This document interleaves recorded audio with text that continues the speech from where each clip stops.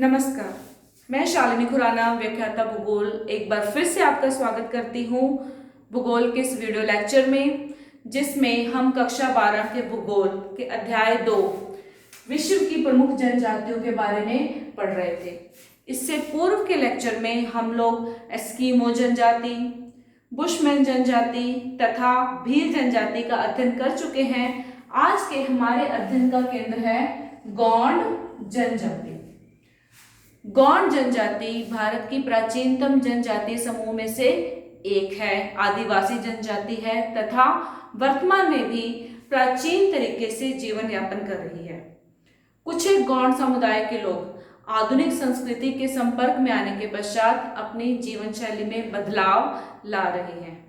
तो आइए देखते हैं गोंड जनजाति के बारे में।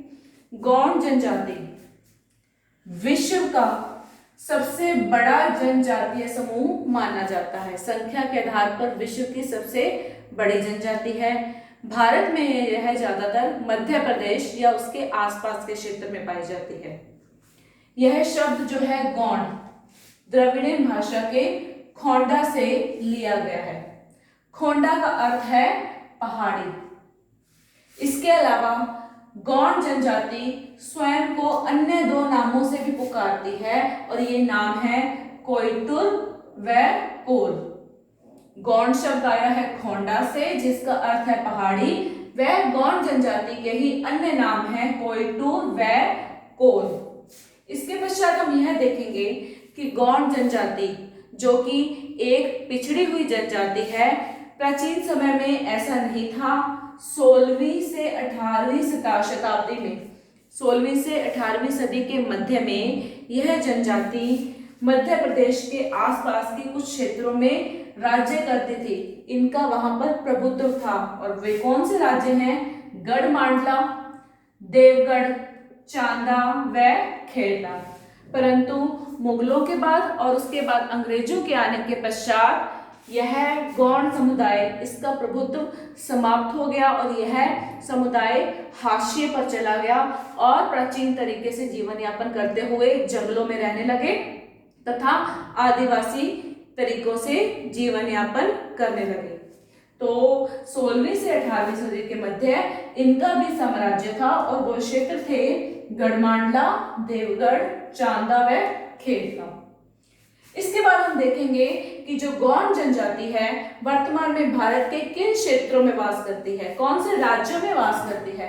तो राज्य हैं मध्य प्रदेश, छत्तीसगढ़, झारखंड, तेलंगाना, महाराष्ट्र, उड़ीसा व असम के कुछ क्षेत्रों में भी यह जनजाति पाई जाती है।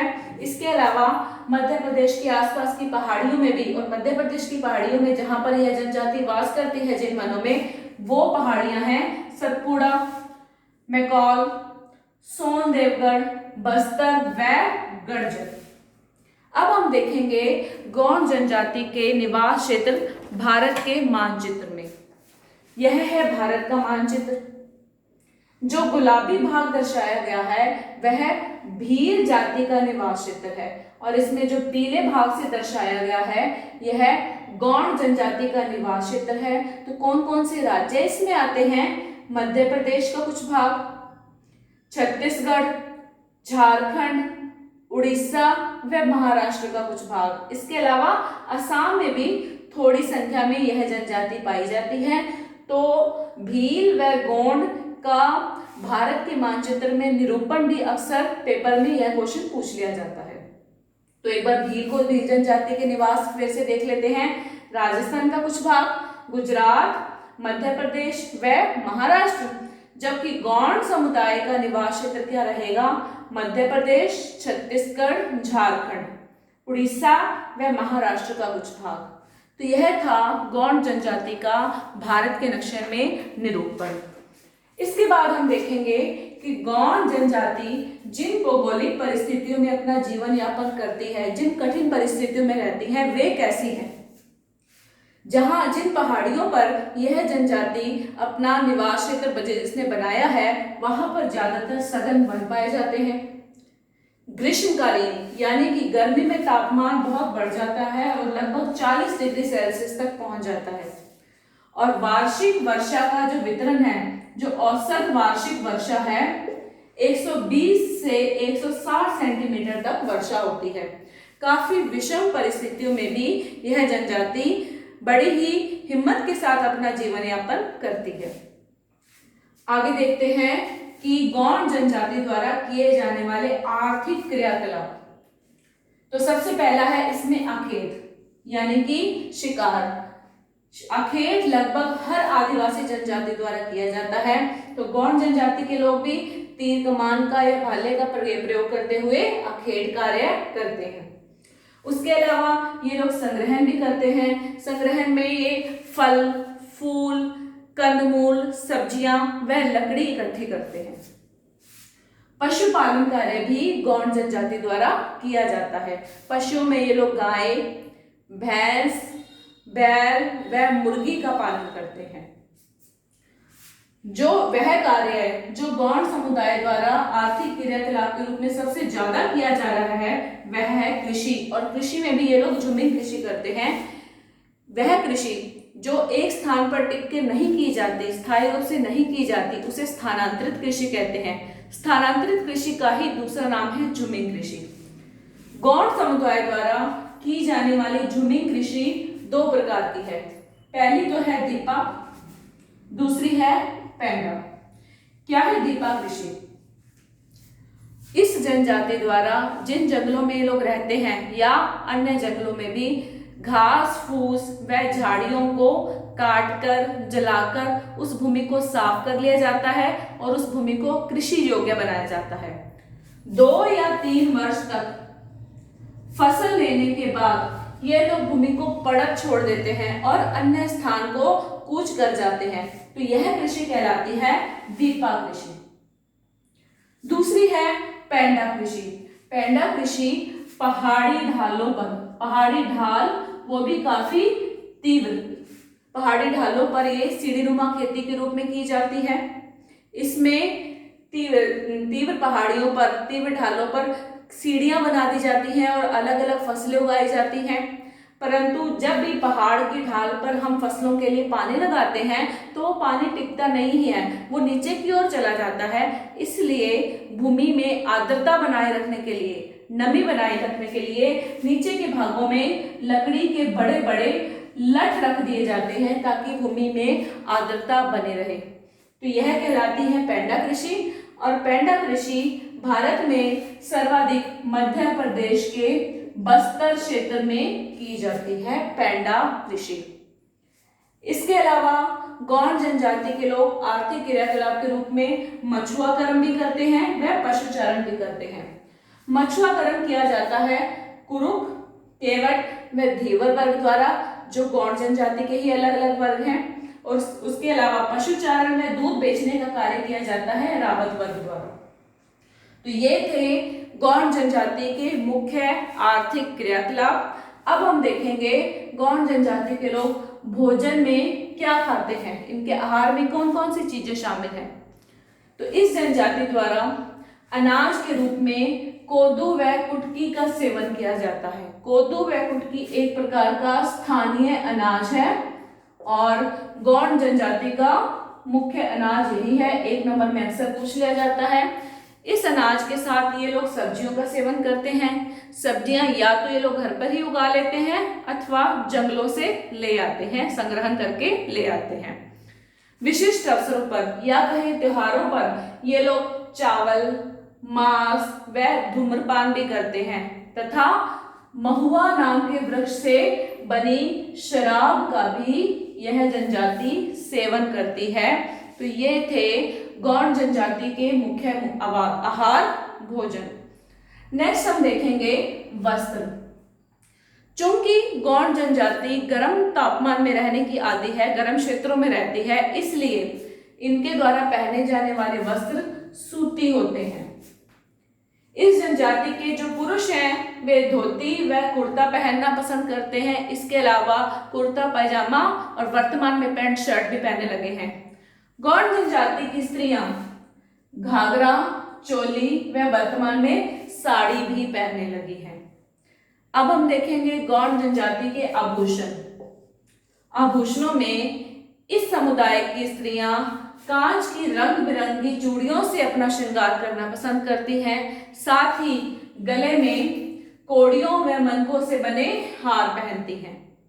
स्वयं की सजावट के लिए इस जाति की स्त्रियां गोदना भी गुदवाती हैं, जो कि इंपॉर्टेंट क्वेश्चन है। किस समुदाय की स्त्रियां अपने शरीर पर गोदना ज्यादा गुदवाती हैं? तो वह है गौड़ समुदाय। आभूषणों में ही लड़कियां अपनी सजावट कैसे करती हैं? तो गौड़ जनजाति की लड़कियां सफेद बांस के बने कंघे अपने बालों के जूड़े में सजाती हैं। एक लड़की लगभग आधा दर्जन कंघे तक अपने जूड़े में लगा लेती है। तो ये थे इनके आभूषण। फिर हम देखेंगे गौड़ जनजाति के निवास गृह। कौन को कैसे घरों में रहते हैं? तो ये लोग मिट्टी घास फूस की बनी झोंपड़ियों में, मकानों में रहते हैं। ये जिस प्रकार के अधिवास में रहते हैं उसे पल्ली अधिवास कहते हैं, जिसमें छोटे छोटे गांव के कई समूह होते हैं। इनके जो मकान होते हैं, मकानों में रहने का कमरा, रसोई, बरामदा तथा पूजा घर अवश्य होता है। जब भी गौड़ जनजाति के लोग नए घर में प्रवेश करते हैं या रहने के लिए जाते हैं, वो पहले शुभ मुहूर्त अवश्य निकालते हैं। उसके अलावा मुर्गे या बतख की बलि देना भी पसंद करते हैं नए घर में रहने से पूर्व। तो ये थे इनके निवास गृह। उसके बाद औजार व बर्तन। अभी भी ये लोग पुराने प्रकार के औजारों से अपने कृषि कार्य या अखेड़ कार्य करते हैं। तो कौन कौन से हैं इनके औजार? फालियां, खुरपी, फावड़ा, दराती, कुल्हाड़ी व तीर कमान। उसके अलावा इनके घरों में बैठने के लिए दरी भी होती है, लकड़ी की चारपाइयां भी होती हैं, व लकड़ी के स्टूल भी होते हैं, जिनको ये लोग खुद ही स्वयं के द्वारा संग्रहित की गई लकड़ी से स्वयं ही बनाते हैं। इनके बर्तन हमेशा मिट्टी के होते हैं, जिनमें ये लोग भोजन करते हैं। औजार व बर्तनों के पश्चात हम देखेंगे इनकी समाज व संस्कृति। तो गौड़ समुदाय में, गौड़ जनजाति में जो समाज है वह है पितृसत्तात्मक समाज। परिवार में पिता की आज्ञा का पालन किया जाता है। पुरुष प्रधान समाज है। जब भी किसी व्यक्ति की मृत्यु हो जाती है तो उसकी चल व अचल संपत्ति को आगे पुत्रों में वितरित किया जाता है। परिवार का जो सबसे बुजुर्ग पुरुष होता है उसे ही परिवार का मुखिया माना जाता है। इस जनजाति में जो विवाह प्रचलित हैं वह हैं सेवा विवाह, विनिमय विवाह, हरण विवाह तथा विधवा विवाह। सेवा विवाह में कन्या का मूल्य चुकाया जाता है लड़के वालों की तरफ से। विनिमय विवाह में कन्या का आदान प्रदान किया जाता है। हरण विवाह में कन्या का अपहरण कर लिया जाता है तथा विधवा विवाह में जब किसी स्त्री के पति की मृत्यु हो जाती है तो उसका पुनः विवाह कर दिया जाता है, उसे विधवा विवाह कहा जाता है। विवाह के समय ये लोग राम धुनी अवश्य बजाते हैं। साथ ही इनके विवाह की सारी रस्में या तो किसी जल स्रोत के निकट की जाती हैं या आम के वृक्ष के नीचे। राम धुनी को चलाने का इनका जो अभिप्राय है वो यह रहता है कि इससे कोई भी आने वाली अनिष्ट की आशंका से बचा जा सकता है। तो ये थे इनके विवाह के संस्कार। उसके बाद मृत्यु के संस्कारों में ये लोग मृतक को जलाते भी हैं और दफनाना भी पसंद करते हैं। तो दोनों प्रकार की क्रियाएं की जाती हैं। अब हम देखेंगे एक शब्दावली विशिष्ट प्रकार की जो अक्सर एक नंबर में पूछ ली जाती है पेपर में। तो गौड़ समुदाय में गांव के मुखिया को कहा जाता है पटेल या फिर मुखादम। गांव के ही चौकीदार को कहा जाता है कोतवाल। मंदिर में जो पुजारी होता है या पुरोहित होता है उसे कहा जाता है देवारी। उसके बाद हम देखेंगे इनकी बोली। तो गौड़ जनजाति के लोग गोंडी बोली बोलते हैं। गोंडी बोली का संबंध द्रविड़ियन भाषा परिवार से ही है। इस जनजाति में साक्षरता काफी कम है और अगर बात करें महिला साक्षरता की तो वह बिल्कुल ही नगण्य है। इनके समाज या संस्कृति की अन्य विशेषताओं में हम देखते हैं कि ये लोग नृत्य व गीतों के साथ अपने पर्व मनाते हैं। पूर्णिमा की चांदनी रात को तो लगभग ये पूरी रात जागरण करते हैं, नाच गाना करते हैं। और इसी समुदाय में जो गायक जाति है, जो लोग गायन का कार्य करती है, वह जाति है धूलिया। मनोरंजन के लिए ये लोग मुर्गों की लड़ाई करवाना भी पसंद करते हैं, ये इनके मनोरंजक खेलों में शामिल है। नर बलि भी इस समुदाय में पहले दी जाती थी, परंतु 19वीं शताब्दी में अंग्रेजों के आने के बाद नर बलि पर बिल्कुल रोक लगा दी गई। तो नर बलि वर्तमान में बैन हो चुकी है, प्रतिबंध लग चुका है, परंतु इनके मनोरंजन के अन्य साधनों में है एक तो मुर्गों की लड़ाई और उसके अलावा नाच व गाना करते हैं। अब हम देखते हैं कि जो गौंड जनजाति है वह आई कहां से। गौंड शब्द तो लिया गया था खोंडा से, जिसका अर्थ है पहाड़ी, परंतु गौंड समुदाय आया कहां से है हम वह देखेंगे।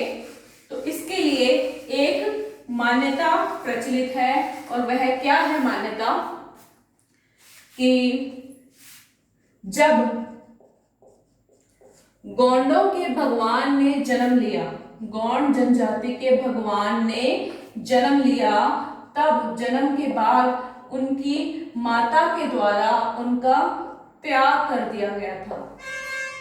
इसके बाद इनका लालन पालन किया मां पार्वती ने, इनको सहारा दिया माता पार्वती ने, जिससे भगवान महादेव इनसे नाराज हो गए और इन्होंने भगवान गौंडों के भगवान को गुफा में कैद कर दिया।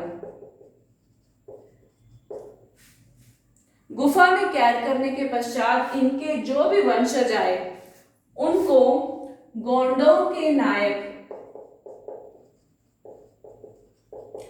पनहेड़ी कपार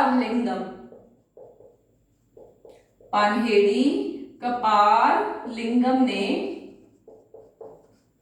जंगूबाई की सहायता से आजाद करवाया। इस आजादी के बाद जो गौंड समुदाय के लोग थे वे 4 समूहों में बाहर आए। इन 4 समूहों को कहा जाता है सगा। तो यह है गौंड जनजाति की उत्पत्ति के संबंध में मान्यता कि इनकी उत्पत्ति के समय जब इनके भगवान ने जन्म लिया तो उनकी माता द्वारा बेसहारा छोड़ने के बाद पार्वती जी के द्वारा सहारा दिया गया, जिससे महादेव ने इनको गुफा में कैद कर दिया गया। उसके बाद गोंडों के नायक पनहेड़ी कपार लिंगम ने इन्हें आजाद किया जंगूबाई की सहायता से। जब ये लोग आजाद होकर गुफा से बाहर निकले तो ये लोग 4 ग्रुप्स में बाहर आए। उन 4 समूहों को कहा जाता है सगा। तो यहाँ पर भी 1 नंबर का क्वेश्चन बनता है कि सगा क्या है। तो जो 4 समूहों में बाहर आए थे वे सगा हैं, 4 सगा हैं। किसने इन्हें आजाद करवाया, ये भी इंपॉर्टेंट क्वेश्चन है। तो पनहेड़ी कपार लिंगम, जिन्हें गोंडों के या गौंड जनजाति के नायक भी कहा जाता है। इनकी अन्य सामाजिक विशेषताओं में है कि नरबलि पे तो रोक लग चुकी है, परंतु ये अभी भी भूत प्रेतों में विश्वास कर रखते हैं, अंधविश्वासी हैं। ये थी इनकी सामाजिक विशेषताएं। वर्तमान में इनकी जीवन शैली में काफी सुधार आया है। कैसे आया है? आधुनिक समाज के साथ संपर्क में आने के पश्चात इनकी जीवन शैली में बहुत ही सुधार आया है। अब ये लोग कृषि कार्य ज्यादा करने लगे हैं, अखेट व संग्रहण काफी कम हो चुका है। कुछ गौंड समुदाय के लोग शहरों में जाकर मजदूरी कार्य भी करने लगे हैं। श्रमिक कर्म भी इनका बड़ा है। शिक्षा का प्रसार हुआ है क्योंकि सरकार द्वारा भी ये लोग जिन क्षेत्रों में रहते हैं वहीं पर आसपास विद्यालय खुलवाए गए हैं, हॉस्पिटल खुलवाए गए हैं, पंचायत भवनों की स्थापना की गई है, साथ ही बैंकिंग सुविधाएं भी उपलब्ध कराई गई हैं, जिससे इनकी जीवन शैली में बहुत ही सुधार आया है। एक और कार्य किया गया है आधुनिक समाज के साथ संपर्क में आने के बाद, और वह क्या है? कबाड़ी प्रथा का अंत। कबाड़ी प्रथा भी बहुत इंपॉर्टेंट प्रश्न है छोटे क्वेश्चन के लिहाज से। क्या है कबाड़ी प्रथा? प्राचीन समय में जब भी कोई गौंड व्यक्ति किसी साहूकार से कर्ज लेता था, कोई भी गौंड व्यक्ति साहूकार से कर्ज लेता था, तो वह कर्ज जब नहीं चुका पाता था तो उस व्यक्ति को पूरे उम्र ताउम्र साहूकार की गुलामी करनी पड़ती थी। ना केवल वही व्यक्ति गुलामी करता था, बल्कि उनकी आने वाली कई पीढ़ियां भी साहूकार की आने वाली पीढ़ियों की गुलामी करती थी। और दास्ता प्रथा भी इस प्रथा को कहा जाता है। तो यह भी काफी इंपॉर्टेंट क्वेश्चन है। कबाड़ी प्रथा का भी वर्तमान में अंत हो चुका है, उस पर प्रतिबंध लगाया जा चुका है, दास्ता समाप्त हो चुकी है। तो इस प्रकार से इनकी जीवन शैली बहुत ही सुधरी है। साथ ही वर्तमान में सरकार द्वारा गौंड जनजाति को अनुसूचित जनजाति में शामिल कर लिया गया है, जिससे इस जनजाति के लोगों को आरक्षण का लाभ भी काफी प्राप्त हुआ है, जिससे इनके जीवन यापन में इनकी जीवन शैली में बहुत ही सुधार आया है और ये लोग अच्छे रूप से अच्छे तरीके से जीवन यापन कर रहे हैं। तो यह थी गौंड जनजाति। आशा है आपको यह टॉपिक बहुत अच्छे से समझ में आ गया होगा। और इसी के साथ कक्षा 12 के भूगोल का अध्याय 2 विश्व की प्रमुख जनजातियां समाप्त होता है। धन्यवाद।